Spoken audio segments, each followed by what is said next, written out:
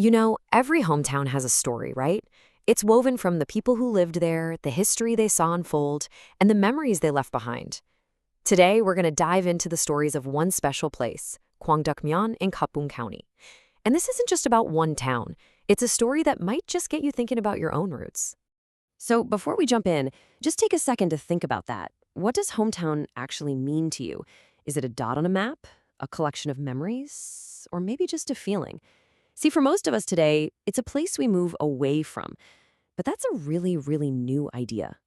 For centuries, life wasn't about moving around. It was all about putting down roots. Most people were born, lived, and died in the exact same place. Life wasn't about leaving, it was about staying, about always having a place to return to. And this created some seriously deep roots and a unique way of life that shaped absolutely everything.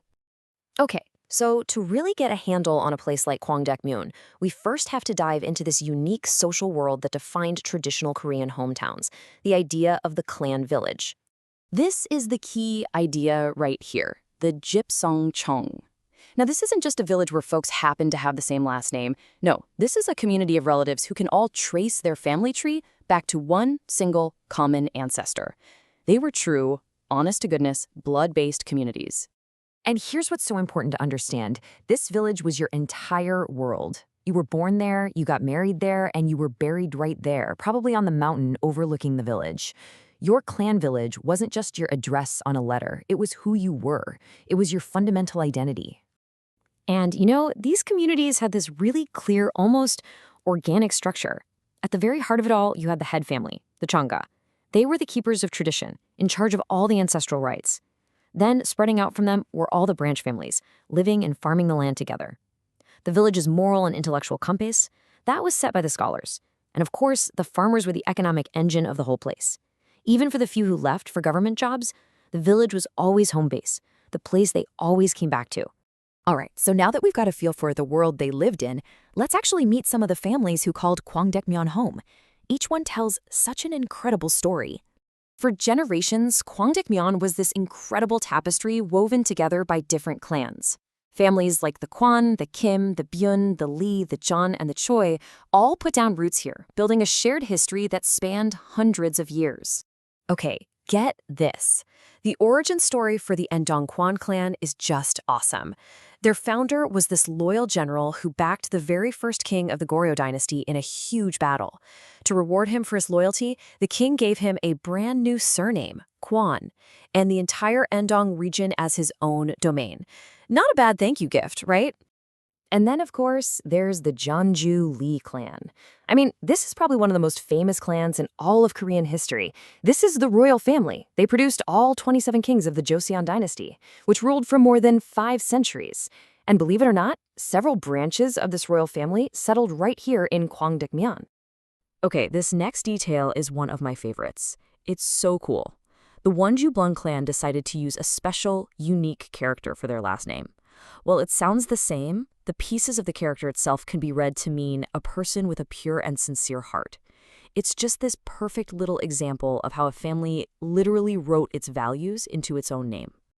The Hansan Lee clan, on the other hand, had this amazing reputation for scholarship. Their most famous member was a scholar named Mugen Lee Sek, who was one of the most respected thinkers of his time. In fact, he was so respected, he was actually the teacher of the guy who would go on to found the entire Joseon dynasty. How wild is that? And speaking of making a mark, the Haeju Choi clan did it through education. Back in the 11th century, their ancestor founded the legendary DrJBHE Academy. I mean, this private school was so ahead of its time, it taught 9 different subjects. We're talking everything from ethics and music to character development. So you have this world, right? Incredibly stable, built over hundreds and hundreds of years on family, land, and tradition. And then, just like that, it was all gone. That cataclysm, of course, was the Korean War, and it tore these ancient communities to pieces. Kwangdeok-myeon, because of its location right near the new border, was smack in the middle of this violent upheaval. There are these 4 words in Korean that just perfectly capture the trauma so many people went through. Pinan, that's fleeing as a refugee. Isan, the heart-wrenching separation of families. Wolnam, crossing the border to the south, often for good. And Shilyang, that deep, profound pain of losing your hometown forever. And just to put that in perspective, some of these clan villages, like one branch of the Wonju Byun clan, had been in that region for over 600 years. Think about that. 600 years of continuous history. Gone. Almost overnight. But here's the thing. Even when the physical place is gone, the story doesn't just end. The memory, the identity, it finds new ways to keep going. So how does a heritage like that survive? Scattered all over, the descendants took action. First off, they formed clan associations to find each other and stay connected. They also made sure to continue their annual ancestral rites. And crucially, they carefully compiled their family histories so they could pass these stories on to the next generation.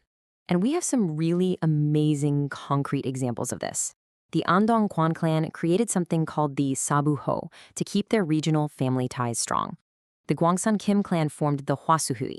And the name itself is so beautiful. It basically means a group for unity, and its whole purpose was to soothe that deep longing for their lost home. Now, at the very heart of all this preservation work is a ritual called the Sihengje. This is an annual memorial ceremony where descendants all gather to pay their respects to their ancestors. And even though they can't go to the original graves, they do something amazing. They build new altars right near the border, as close as they can possibly get, just to keep these vital traditions alive. And this really gets to the heart of what this is all about, doesn't it? What all this shows us is that a hometown is so much more than a location on a map. It's the history you carry inside you, the memories you hold on to, and the responsibility you feel to all the people who came before you. And that brings us full circle, right back to the beginning. The stories of Kwangdeok-myeon are one of a kind, but the feeling behind them is something we can all understand. We all have a hometown, and that place holds stories of loyalty, of learning, of terrible loss, and of incredible endurance. So it leaves you with a question, right? What are the stories your hometown is waiting to tell?